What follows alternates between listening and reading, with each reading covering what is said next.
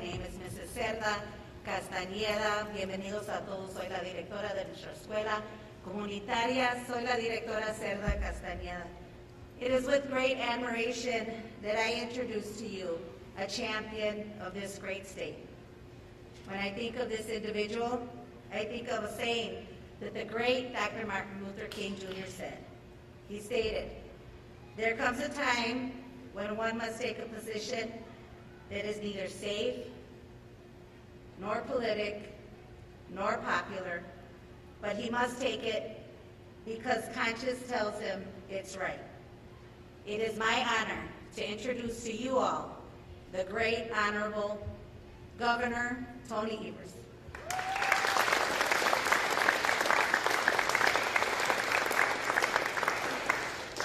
Thanks so much, Principal, and good afternoon, everybody. It's a pleasure to be here in Milwaukee today, but it's a special pleasure to be back at the Journey House, a really important place. You know, after the investments in our kids and our educators in schools, we worked really hard to make improvements in education at every level. But, you know, we had this pandemic, and it hit our schools hard as our schools switched to online learning and hybrid learning and took other measures to keep kids healthy and safe. We trusted parents, school districts, teachers, school board members to work together to do what is best for our kids, and at the end of the day, I know it was not easy. So we doubled down as a state on our efforts to get resources and to support our kids and our schools to keep our kids safe, healthy, and in the classroom. We distributed almost 8 million pieces of PPE and other supplies, and I delivered on my promise to invest $110 million in new additional funding to every school district in the state. Schools use those funds to hire educators and staff, provide more after-school programming, buy art supplies, whatever our kids needed as they recovered from the challenges of this pandemic. But we know the pandemic has affected our kids in more ways than one, and it only underscored and in many ways worsened the challenges with students' mental health. Even before the pandemic, this is a fact, 1 in 5 kids were living with mental health issues in the state of Wisconsin. While we continue to collect data on the effects of the last 2 years on our kids, we know that those challenges have actually grown. We've seen alarming increases in emergency department visits for mental and behavioral health among Wisconsin kids. And one hospital alone reported a 40% increase in emergency visits. From the loss of a loved one, changes in routines, less hanging out with friends, to traumatic events at home or in the news, we know our kids are struggling even now, or more now than ever. And a kid who is in a crisis isn't going to be able to pay attention in school, finish their homework, or engage meaningfully with their friends and their teachers. That's why during my State of the State address a few weeks ago, I announced a Get Kids Ahead initiative to provide about $15 million into additional mental health services for our schools. Every public school district and tribal school could opt in to these funds, and no matter how big or small, to provide direct mental health care, hire and support mental health navigators, or provide family assistance programming. And today, I'm thrilled to be here to announce that the Milwaukee School District didn't just opt in, but that the Milwaukee schools will be receiving more than $966,000 for school-based mental health initiatives for our kids.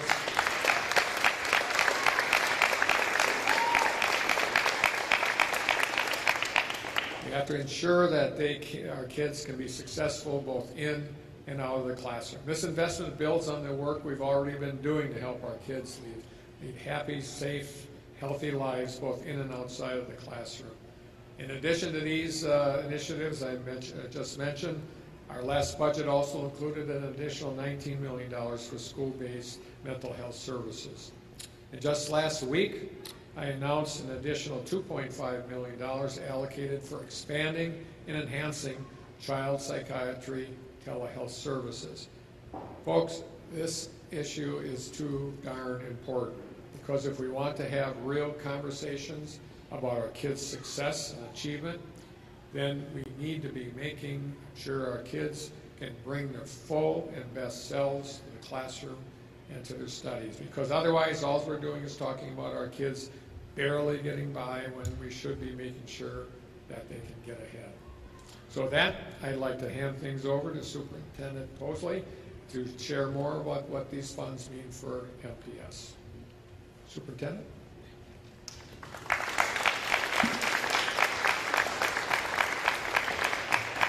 One of the things that I always, when I stand before young people, when I stand before adults in the organization, I ask a question: how are the children? And in the clarion call, we want to be able to hear that the children are well. And I just want to say thanks to Governor Evers for all that you do on behalf of the children in the great state of Wisconsin, and in particular those in the Milwaukee Public Schools. Thank you for being a champion for children.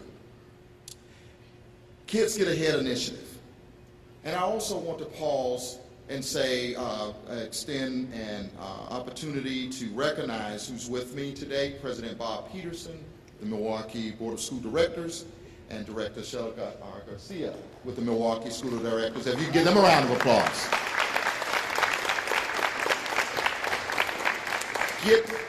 Get Kids Ahead initiative. Mental health support for our students in every Milwaukee public schools is key to academic success. We look at the idea around social emotional learning, second step, restorative practices for our 6th through 12th grade students, school and community partnerships for mental health, mentoring, and trauma-informed care specialists, mobile crisis teams, crisis response and prevention, PBIS, Success Center. There's a number of different things that are needed for our young people. These dollars give us an opportunity to support those areas that I have just made known of, to support learning in the classroom. We want to make sure that there's a truly an education debt that we owe to our children.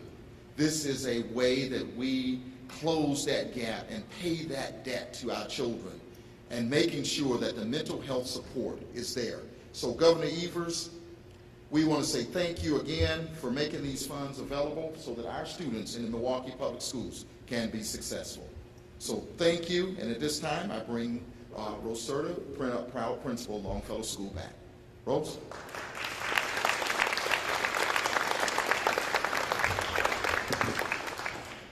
I keep on wanting to put the mic down, but I need to realize maybe I just needed to put higher heels today. But I'm going to talk to you a little bit about Longfellow, because Longfellow has beautiful gems in them, and those gems are our children. So as a bilingual community school, we serve as a neighborhood hub that brings together families, educators, and community members, and community partners. We provide students, families, and community members with quality academic enrichment, health, and social resources to succeed in school and in life. Let me tell you, it's not easy. Some days seem harder than others. Some days we're running faster than others. Maybe that's why I didn't wear my high heels.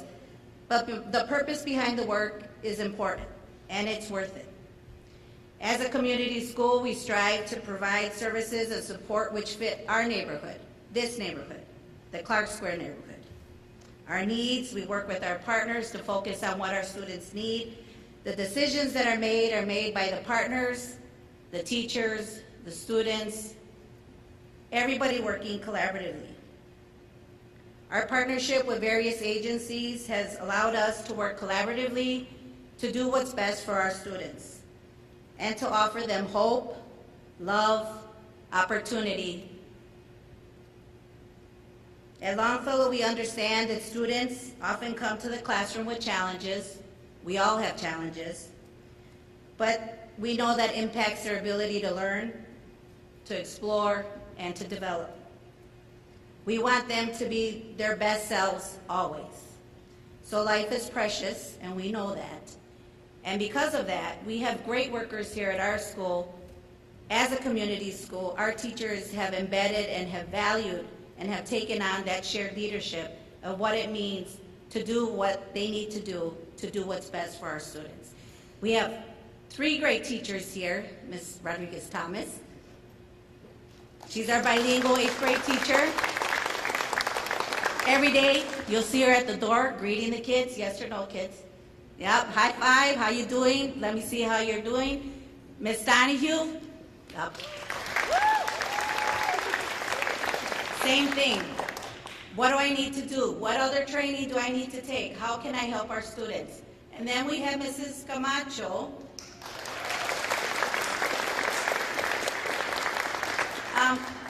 Who is a relatively new teacher, but has been fully on board. What do I need to do to ensure that our students are successful? I have boys, I have students who need to be productive members of this society. I need them to succeed, because when they succeed, we succeed. And so I want to pass it on to Ms. Morgan, who's our school counselor, to try to tell you a little bit about what she has done to help herself to better our school community.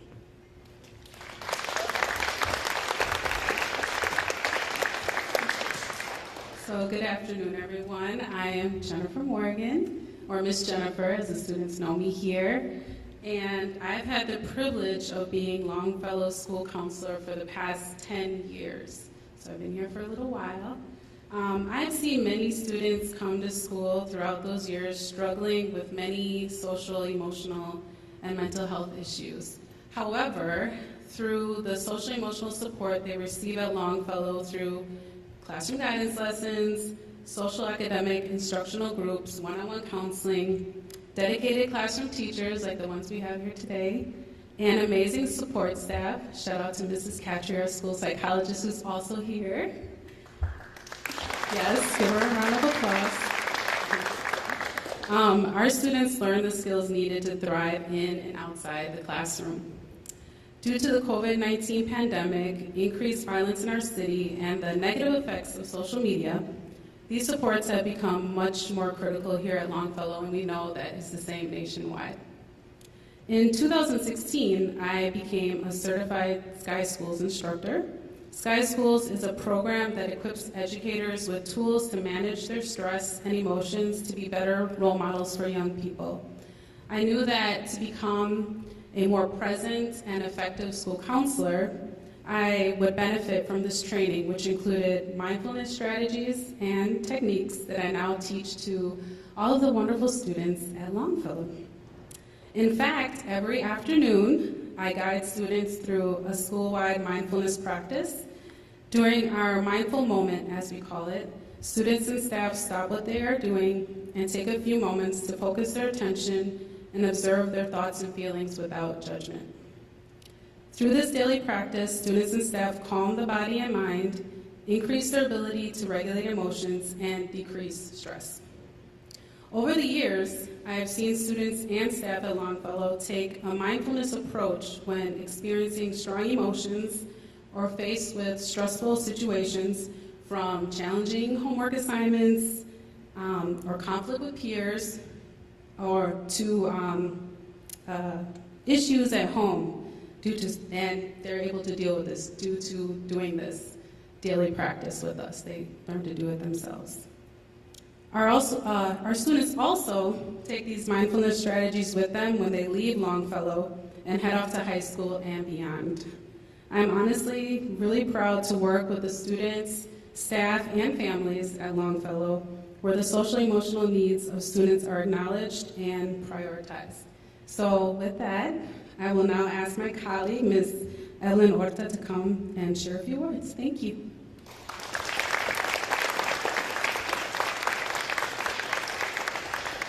Good afternoon to all, and welcome to HW Longfellow Community School.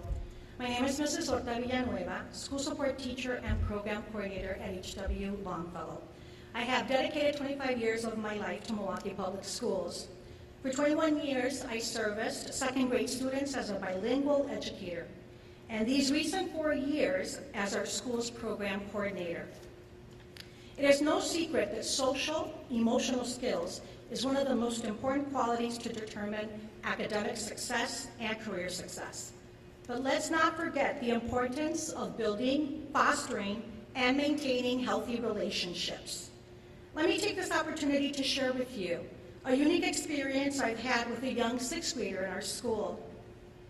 Before I began working closely with this young man, some background information was shared with me by one of our paraprofessionals who at the time was one of the few, if not the only person who could get him to speak a bit.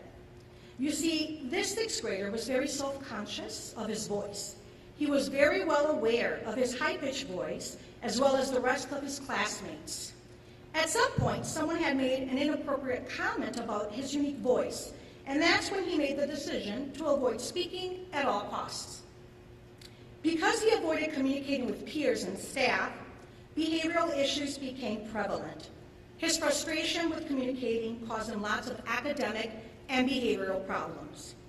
Through ongoing conversations with his homeroom teacher and our school psychologist, we quickly knew that an academic intervention as well as a behavioral intervention was necessary to get him on the right path.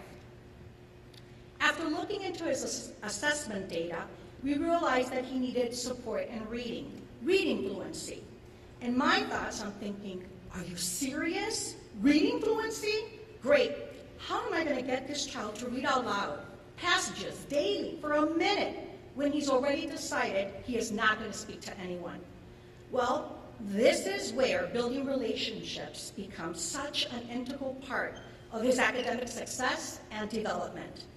I knew I needed to make a personal connection with him, find a way for him to trust and respect me as an educator and as a person working closely with him with an intended goal and purpose.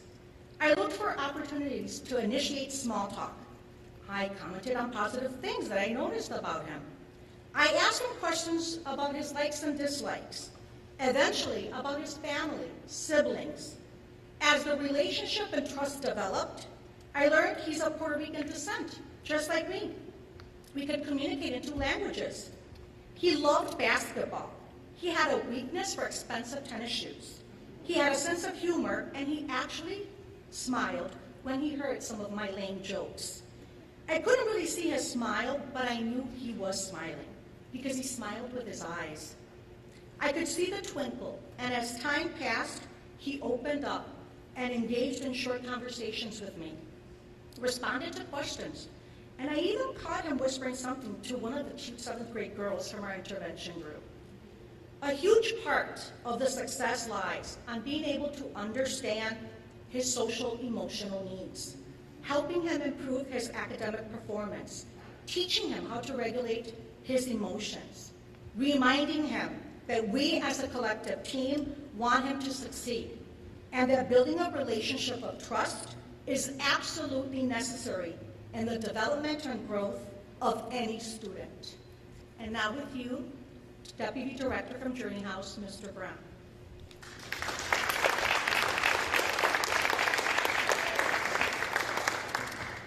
Good morning all, and welcome to Journey House. On behalf of our CEO who isn't here, Dr. Michelle Bria, and our board of directors and our staff, Governor Evers and Superintendent Mosley, we want to welcome everyone. I want to say hi to all the students. So my name is Charles Brown, but they know me as Coach Brown, so I want to say hi. I see one of our basketball players there in the audience, Joshua. I will call you out. We're elated about this gift that MPS has been awarded for social emotional learning. Here at Journey House, we practice something called sky breathing, as Jennifer talked about, which is emotional, social learning concept, along with community building that has coupled with human values of respect and honor and responsibility. So we practice that within our 4 core areas of operation, which is adult learning, workforce development, team development, and parent engagement. Through those particular programs, we do sky breathing and community building.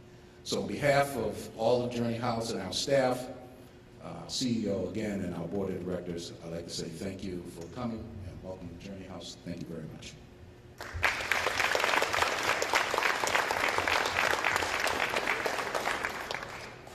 Well, thanks everybody for participating today. Great stories and great work that's being done here. I know our proposal and what we're doing as a state will make a dent in the issues that we were talking about today. And so now, superintendent and board members and whoever else wants to be involved, we have what we call the big check. It's like a game show. So here we have a check from the state of Wisconsin, Milwaukee Public Schools for $966,436.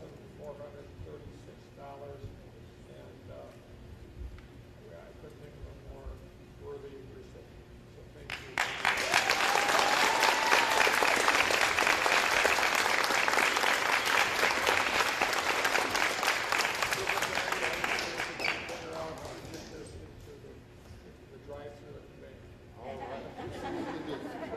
Thank you. Thank you.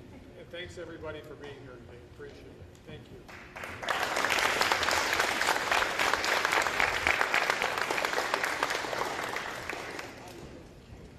Thank you, everyone, for